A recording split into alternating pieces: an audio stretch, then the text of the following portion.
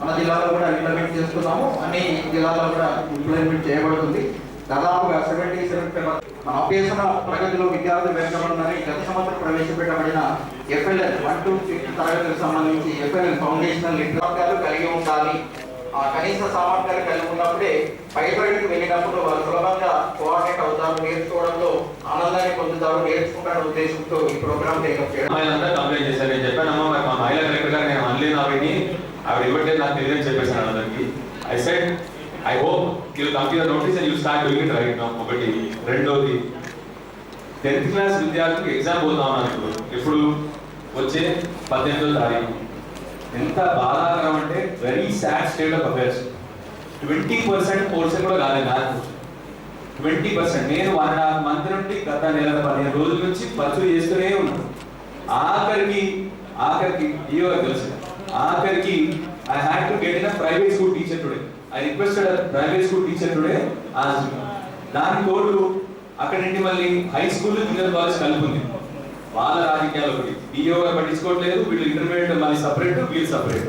ఏమవుతుంది విద్యార్థులు పక్కనే ఒక మ్యాథ్ టీచర్ ఉన్నాడు ఇంటర్మీడియట్ కాలేజ్లో, ఆయన తీసుకొచ్చి చెప్పిద్దామన్న ఆలోచన కూడా ఎవరికి రాలేదు. ఇంత బాధేసిందంటే పిల్లలు చూసినప్పుడు నాకు కళ్ళు నీళ్ళు వచ్చినాయి. 10th class students are going to exams within 18 days. They have completed 20% of the portion in maths. అసలు why are the juniors going to the school? నాకు అర్థం అవుతుంది. అసలు బాధాకరం. పోయి ఆ కాలేజ్ వాళ్ళు బెదిరించడమంట, వాళ్ళు మేము హోమ్ సార్ అని వీళ్ళు అంటారు. అసలు ఏంటి అసలు హూజ్ యువర్ ఎండ్? ఎవరి కోసం మనం చేస్తా ఉంది అంతా?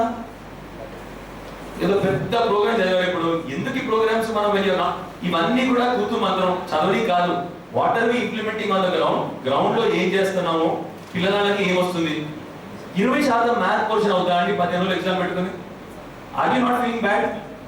మీ పిల్లవాడు అక్కడ ఆ స్కూల్లో ఉన్నట్టే మీరు ఇదే చేసారా? This is a simple and straightforward question to you. Imagine your son going to the same school, 10th class, who's writing a board exam, 20% portion అవుతా. చాలా బాధగా వచ్చారు వాళ్ళని, చాలా బాధగా వచ్చారు వాళ్ళని చెప్తున్నాను మీకు. I have been following up with you. It is not something I am not following up with you also. It is really a disgrace to all of us.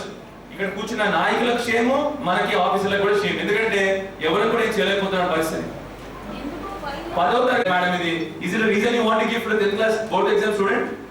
మన ప్రైమరీ స్కూల్ పిల్లలు మనము నాకు కడుపు వచ్చింది, నా పెన్సిల్ లేకుండా నేను school రాలేదు, ఆ కంప్లైంట్స్ ఆ రీజన్ చెప్తారా ఇప్పుడు మీరు? చెప్పండి. Anyways last time also 8 months back teachers adjustments చేయడం జరిగింది. And maths is one of the toughest subjects where there is a possibility of failure కూడా ఎక్కువ ఉండే స్టాండర్డ్స్ కి చూసుకుంటే. అలాంటప్పుడు గౌరవ ఎమ్మెల్యే గారు మీ డిస్ట్రిక్ట్ తీసుకొచ్చిన తర్వాత మీరు ఎందుకు పెట్టలేదు అక్కడ? మేడం మనకి అంటే సబ్మిషన్ చేయడం మనకి ఎక్సెస్ ఉన్న అడ్జస్ట్మెంట్ కానివ్వండి, షిఫ్ట్ సిస్టమ్ కానివ్వండి, but don't tell me that teacher లేదు. ఎవరో ఒక టీచర్ని రిక్వెస్ట్ చేసుకున్నా 3 days అక్కడో 3 days ఇక్కడో మనం అడ్జస్ట్ చేయలేమా? అడ్జస్ట్మెంట్ దగ్గర మేడం మాక్సిమం నేను మాక్సిమం ఒక్క నిమిషం వినండి. ఇప్పుడు 10th క్లాస్ పిల్లల ఎగ్జామ్స్ కి ఇంత చదివిస్తేనే మ్యాథ్స్ అనేది కట్టలేదు. అలాంటప్పుడు 20% సిలబస్ యాజ్ ఆనరబుల్ ఎమ్మెల్యే గారు చెప్పినట్టు మరి పాస్ అవుతారా వాళ్ళు? మీరు అన్నారు మేడం రివ్యూ చేశారు, అన్ని చేశారు, మరి ఇలాంటి స్కూల్ మరి ఫెయిలియర్ పర్సెంటేజ్ ఉంటుందా లేదా? నేను మొన్న రివ్యూ చేసేటప్పుడు కూడా మీకు అన్నారు ఏమైనా ప్రాబ్లమ్స్ ఉంటే చెప్పండి అని. ప్రతి స్కూల్ నుంచి నేను అడిగాను, అలాంటివి చెప్పలేదు కదా మరి మీరు. ఉంటుంది చెప్పిస్తే బాగుంటుంది మేడం, చెప్పిస్తే బాగుంటుంది.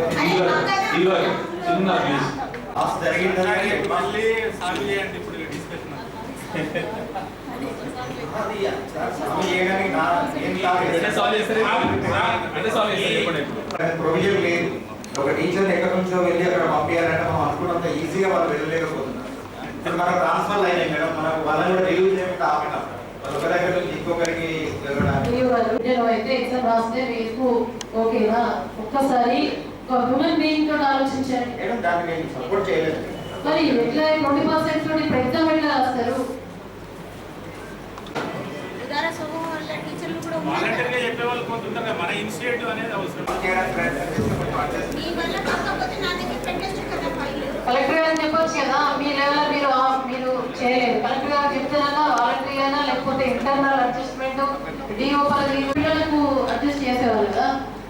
వెరీ షూర్ ఒక సంవత్సరం పోతుంది, వాళ్ళ జీవితమే అంధకారం అవుతుంది. బాధాకరం సభలో ఉన్న వాళ్ళందరూ కూడా పిల్లలకి ఈ విధంగా జరగాలని మేము బాధాకరంగా వ్యక్తం చేస్తున్నాం. అందరం కూడా జిల్లా ప్రజా పరిషత్ పక్షాన గవర్నమెంట్ పాఠశాలల్లో ఒక పిల్లలకు 20% సిలబస్ జరిగి వాళ్ళు మళ్ళీ ఫెయిల్యూర్ అయితే ఆ యొక్క పిల్లల తరఫున వాళ్ళకు పూర్తిగా అన్యాయం చేసిన వాళ్ళం అవుతాం కాబట్టి దీన్ని పూర్తిగా కూడా మేము వ్యతిరేకిస్తున్నాం. తక్షణమే ఆ చర్య తీసుకోవాలి. మరి వాళ్ళని పాస్ చేసే అవకాశం కూడా ఉంది కదా, ఎగ్జామ్ రాసేది వాళ్ళే కదా.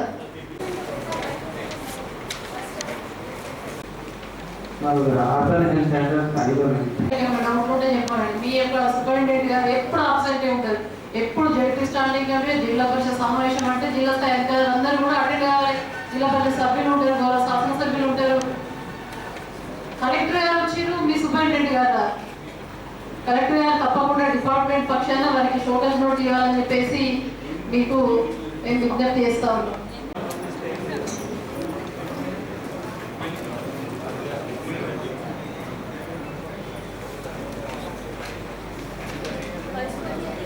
చిల్డ్రన్ ఉన్నారు, ముందు పోలియో డ్రాప్స్ వేసి ఉన్నా కూడా మళ్ళీ కూడా ప్రతి ఒక్కరికి వేసేటట్టు మనం చూసుకోవాలి. దీనికోసం విలేజెస్లో, రూరల్ ఏరియాస్లో ఆల్రెడీ వారు చెప్పినట్టు బూత్స్ ఏర్పాటు చేయడం జరిగింది.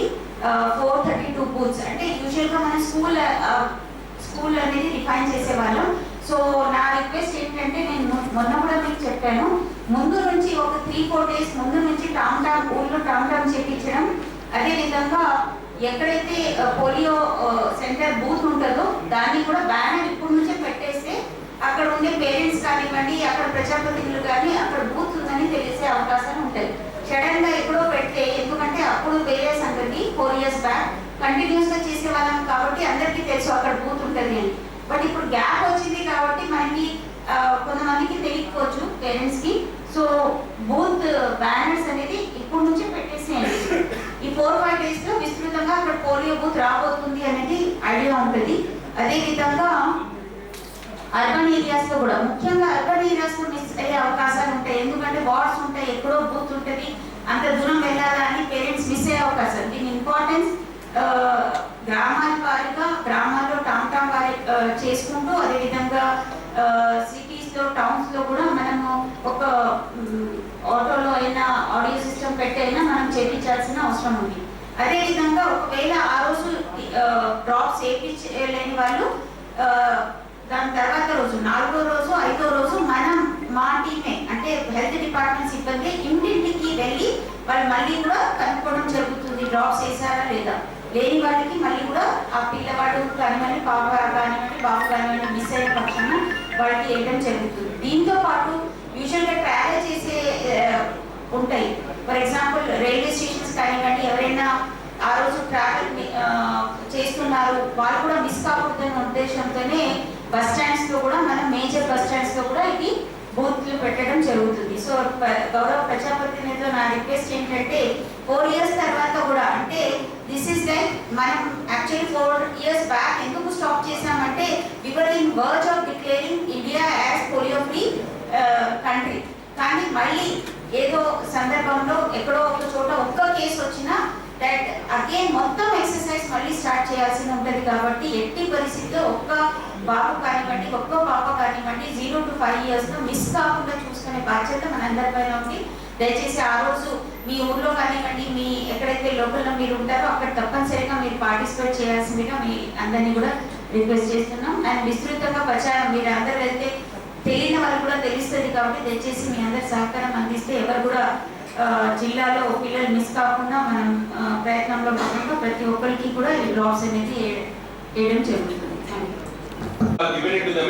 చెప్పినారు ఫైన్, యూ సెడ్ ఈ వర్క్ని వేరే fine, that also is okay, but you are saying elected representatives sit there that don't even know Let the photographs which you didn't bother to reply, because you didn't bother to reply, that's okay. I don't mind, I don't want to reply. I am asking you one simple question now. No, a simple question. I'm not trying to defame you here. I'm trying to ask you what action you're going to take on the responsible officers. As soon as you put up the photo, ఎందుకు ఇది labs వస్తుంది every time. I leave it to your wisdom. I do not want to take away anything from you. I leave it to your wisdom. You are a responsible collector. You should take. I do not know what you want to do. You want to do or don't do also, I don't mind. చేసినా పర్వాలేదు కానీ C I think చాలా మంది officers ఉన్నారు ఇక్కడ. Correct కాదు. Protocol is not forum here. I'm not telling protocol is not the problem. You are repeatedly saying that I have not taken any action. You are not taking కదా. Please Suspend him. let me speak sir. Right. వాళ్ళకు కూడా inform చేయాలంటే అంటే now it's become a joke now. We are living in a banana republic. Then inform the, so how do you take action on that morning? A garu తెలియదు amount. Let us leave them out. How are you going to take action on these then? Record చేసి madam record చేస్తున్నారు. Record అవ్వాలి madam. Ani chengite record. I'm always and I'm going to be always also. But please I request you that my entire ఇక్కడ ఉన్న ప్రతి ఒక్క ప్రజాప్రతినిధులు ఎందుకు ఒకటి ప్రజాప్రతినిధులు మనకి ప్రతి ఒక్కటి ప్రజాప్రతినిధి వాళ్ళు అది కాదు నాకు కావాల్సింది. ఎందుకు ఒకటి ప్రజాప్రతినిధులకి ప్రజలు ఎన్నుకోబడ్డ వాళ్ళకి ఇంపార్టెన్స్ లేనప్పుడు then you are the one who is solely responsible for this కదా అండి. You are the one, you are the collector, you are the district administrative officer. You are saying unconstitutional వాళ్ళు ఎవరో చేస్తున్నారని చెప్తున్నారు. మీరే చెప్తున్నారు మేము అనట్లేదు. You are using the ఎవరు వినట్లేదు. So let me keep it open. ఎఫ్టీలో ఉన్నసారి ఎవరు పని చేసిందో వాళ్ళ చేతికి ఇవ్వబడుతుంది. వాళ్ళు తీసుకోపడి So ఎవరు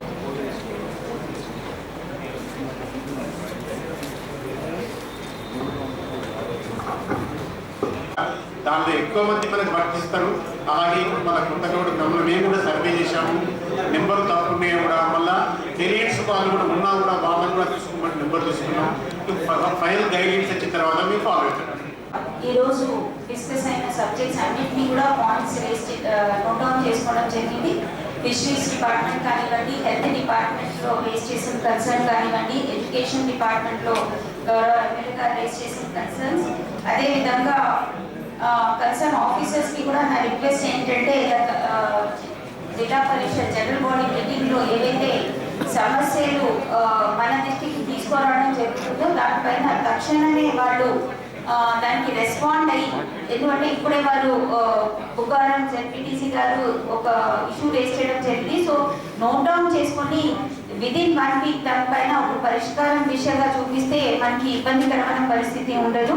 సో అందరు అధికారులు ఆ రకంగా ప్లాన్ చేసుకోవాల్సిందిగా కోరుతున్నా. అన్ని కన్సర్న్స్ నోట్ డౌన్ చేయాలి. అదేవిధంగా సిఎస్ఎఫ్పీ గారిని కూడా నా రిక్వెస్ట్ ఏంటంటే ఏదైతే మినిట్స్ మీరు రాస్తున్నారో అది ప్రతి ఆఫీసర్కి కూడా మీరు కమ్యూనికేట్ చేయగలిగితే తప్పనిసరిగా దానిపైన ఇమీడియట్ యాక్షన్ కూడా నెక్స్ట్ మీటింగ్, యూజువల్గా మీటింగ్ అయిపోయింది, డిస్కషన్ అయిపోయింది కాకుండా మీటింగ్ నా ఒక చిన్న సలహా ఏంటంటే ఈరోజు ఏవైతే కన్సర్న్స్ రేస్ అవుతున్నాయి దానికి నెక్స్ట్ మీటింగ్ కల్లా యాక్షన్ టేకన్ రిపోర్ట్ కూడా మీరు తీసుకోండి. So that officers are also responsible.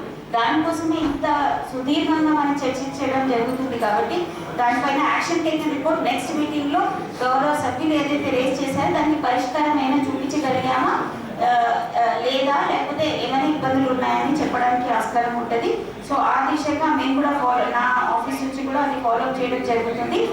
గౌరవ ఎమ్మెల్యే కొరుట్ల గారు రేస్ చేసిన protocol issues is well taken అండి. రైటింగ్లో ఇవ్వడం జరిగింది కాబట్టి తక్షణమే ఇమీడియట్గా ముందు కూడా మేము రైటింగ్లో పెట్టడం జరిగింది. ఇప్పుడు కూడా ప్రతి డిపార్ట్మెంట్ అధికారులకి కూడా ఎక్కడ కూడా ప్రోటోకాల్ ల్యాప్సెస్ లేకుండా వాళ్ళు నడుచుకోవాలనేది ముందు కూడా చెప్పడం జరిగింది. మళ్ళీ రైటింగ్లో in case there is still some concern and డెఫినెట్గా action will be taken against such defaulting officers or ఇంటెన్షనల్గా ఏ ఆఫీసర్ అయినా ఆ విధంగా యాక్షన్ తీసుకుంటే యాక్ట్ చేస్తే మాత్రం తప్పనిసరిగా వారిపైన యాక్షన్ ఉంటుంది అనేది ఈ వేదిక నుంచి చెప్పడం జరుగుతుంది. అదేవిధంగా ఈరోజు గౌరవ సీఎం గారు 2 పథకాలకి శ్రీకారం చుట్టడం జరిగింది. దానిలో భాగంగానే ఆల్రెడీ ఎలక్ట్రిసిటీ ఈ ఎస్సీ గారు గృహజ్యోతి గురించి చెప్పడం జరిగింది. గృహజ్యోతి ప్రిలిమినరీగా లెస్ దెన్ 200 యూనిట్స్ ఏవైతే హౌస్ హోల్డ్స్ ఇతర డిపార్ట్మెంట్ సహకారంతో చాలా ప్రతి ఒక్కరికి ఎవరైతే ఎలిజిబుల్ ఉన్నారో వాళ్ళకి ఈ మెసేజ్ అనేది చేరవేసే విధంగా మీరందరికీ ఈ డీటెయిల్స్ ఇవ్వడం జరుగుతుంది. అదేవిధంగా మా లెవెల్లో కూడా ప్రతిసారి కూడా ఆయిల్ కంపెనీస్తో రివ్యూ చేసుకుంటా ఎక్కడ కూడా ఈ ల్యాబ్స్ బెనిఫిషియరీకి అమౌంట్ పేయకుండా ల్యాబ్స్ కాకుండా ఉండాలంటే దానికి ఒక డేటాబేస్, ఒక పోర్టల్ కూడా మెయింటైన్ చేయడం జరుగుతుంది. ఆ పోర్టల్ ద్వారా రెగ్యులర్గా ఎవరైతే బెనిఫిషరీస్కి ఆ డబ్బులు చెల్లించాలో అమౌంట్ అది వాళ్ళ అకౌంట్లో వెళ్ళేదాకా పకడ్బందీగా ఆ ఏర్పాట్లన్నీ కూడా ఆ పోర్టల్ ద్వారా చేయడం జరుగుతుంది. సో ముఖ్యంగా ఈ పథకం ద్వారా చాలా మంది మహిళామూర్తులకి లబ్ధి చేరే విధంగా ఈ స్కీమ్ని లాంచ్ చేయడం జరిగింది.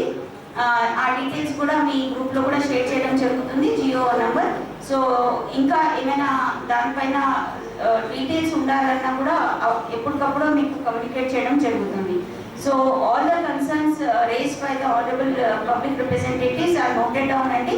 తప్పనిసరిగా వారిపైన చర్యలు తీసుకోవడం జరుగుతుంది. జిల్లా అధికారులకి కూడా నా రిక్వెస్ట్ ఏంటంటే కన్సర్న్స్ అనేది ముందుగా చెప్పినట్టు నోట్ డౌన్ చేసుకొని దయచేసి ఫాలో అప్ చేసి దానికి ఒక పరిష్కారం తీసుకొస్తే ఈ మీటింగ్కి ఒక సార్థకత ఉంటుంది. కాబట్టి దయచేసి ఎవరు కూడా ఇగ్నోర్ చేయకుండా తప్పనిసరిగా వాటిపైన చర్యలు తీసుకోవాల్సిందిగా కోరుతున్నాం. నాకు ఈ అవకాశం కల్పించిన జడ్పీ చైర్పర్సన్ గారు, ఈ యొక్క సర్వసభ్య సమావేశంలో చాలా సభ్యులందరూ కూడా చాలా సమస్యలు వారి వారి గ్రామాల్లో మండలాల్లో జరిగినటువంటి సమస్యలు లేవనెత్తడం జరిగింది.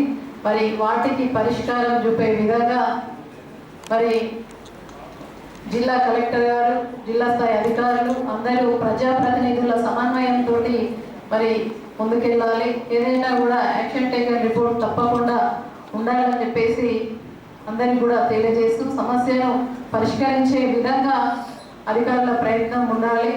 అదేవిధంగా ఈనాడు చర్చించిన అంశాల్లో ముఖ్యంగా మొట్టమొదటిగా అగ్రికల్చర్ విషయానికి వచ్చినట్లయితే మా సభ్యులందరూ కూడా రైతు బంధువులు, రైతు భరోసా ఈ విధంగా మార్పు, పేరులో మార్పు వచ్చింది తప్ప ఈ రైతు బంధు కానీ రైతు బీమా పథకాలు పూర్తి స్థాయిలో అమలు కావట్లేదని చెప్పేసి సభ్యులు అడగడం జరిగింది. కాబట్టి అదేవిధంగా రుణమాఫీ లాంటి సమస్యలు చాలా ఉన్నాయి. డిసెంబర్ 9కే చేస్తానని అన్నారు. కాబట్టి అవన్నీ కూడా రైతుల పక్షాన మేము మరి ఇప్పుడున్న నూతన ప్రభుత్వానికి స్వాగతం తెలియజేస్తూ మరి వారికి డిమాండ్ చేస్తూ ఉన్నాం. ఈనాడు కూడా 2 పథకాలు కొత్తగా ప్రారంభించడం జరిగింది. ఆ 2 పథకాలను మహిళగా మేము స్వాగతిస్తున్నాం. అయినప్పటికీ కూడా మీరు ఏవైతే ఈ 6 గ్యారంటీలని ప్రజల మేలు కోసం మరి సంక్షేమం కోసం తలపెట్టిన ఈ స్కీమ్స్ ఏవైతే ఉన్నాయో మార్చ్ 17th వరకు అవి 100 days వారిని జిల్లా ప్రజా పరిషత్కు మొట్టమొదటిసారిగా మరి వారు ఎన్నికైన సందర్భంగా రావడం జరిగింది. వారిని నాతో పాటుగా మా జిల్లా పరిషత్ సభ్యులందరూ కూడా ఘనంగా, కొన్నిసార్లు అందుబాటులో లేరు, మన కలెక్టర్ గారు ఒక మహిళగా మనం అందరం కూడా సన్మానించుకుందామని చెప్పేసి మా సభ్యులందరూ కలిసి మనం అందరం కూడా చేద్దామని చెప్పేసి తెలియజేస్తూ ఉన్నా. అదేవిధంగా మన CEO, డిప్యూటీ CEO కూడా కొత్తగా వచ్చారు. సన్మానం చేసుకుందాం. ఇంకెవరికైనా ఏమైనా డౌట్లు ఉంటే తప్పకుండా మీరు అడగచ్చు.